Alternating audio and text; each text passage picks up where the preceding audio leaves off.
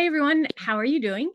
Going to try something a little bit new with our schedule. And I've realized that I haven't really sent anything out on Sundays.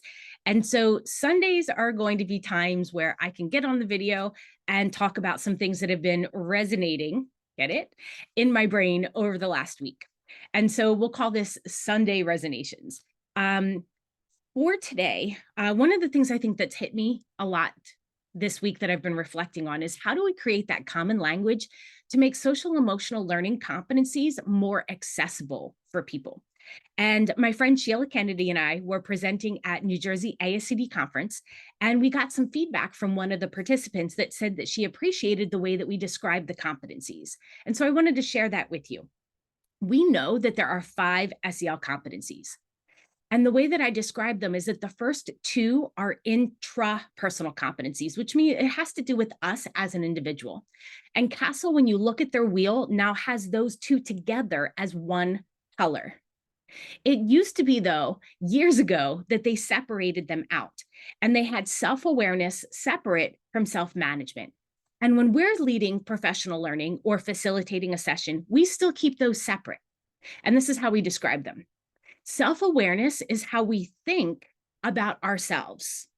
It involves noticing and recognizing our emotions and our thoughts and how they're linked to our values.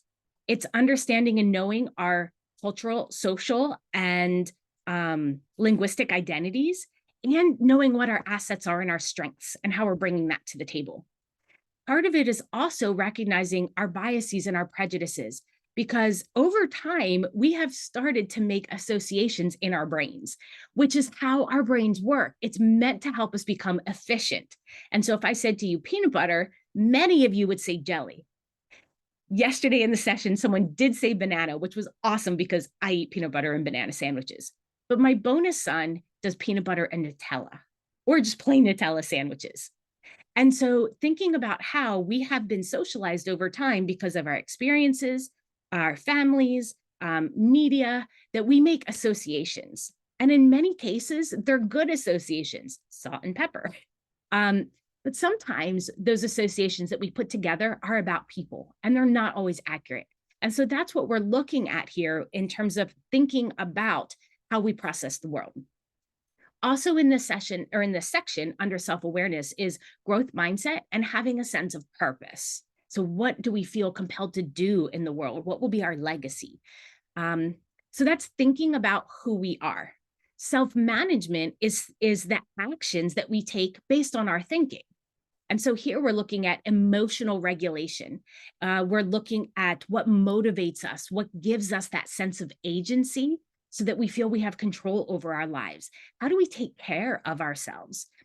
Looking at what is best for us and what we want to do versus what might be good for the collective good of everybody else. It's about planning and organization and goal setting. So those are our first 2 competencies, and they are considered our intrapersonal. We do believe at Resonance Ed that in order to move forward, you need to really know who you are and how you show up in the world, because it'll allow you to have those deeper, more meaningful, more authentic relationships with other people. And so the next competencies are interpersonal competencies. So that is how we are relating to other people. Social awareness is how we're thinking about other people. And so it's about taking perspective. It's about developing empathy and then compassion. And it's understanding the context of the world and how that influences people in their emotions, in their thoughts, and in their behaviors. It's also about showing gratitude for what we have in the world around us. The next part of the interpersonal competencies then is looking at how we behave based on how we think about other people. And so this here is our active listening skills, our communication skills, how we work as a team, how we collaborate with people, how we resolve conflict, which is a natural part of the community building process. And it's an invitation to lean in and learn more and explore more and learn more.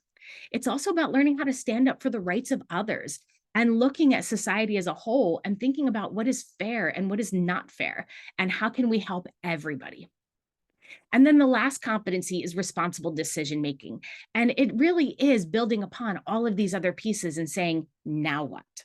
Now, one of the newer pieces in responsible decision making that I love is curiosity and open mindedness.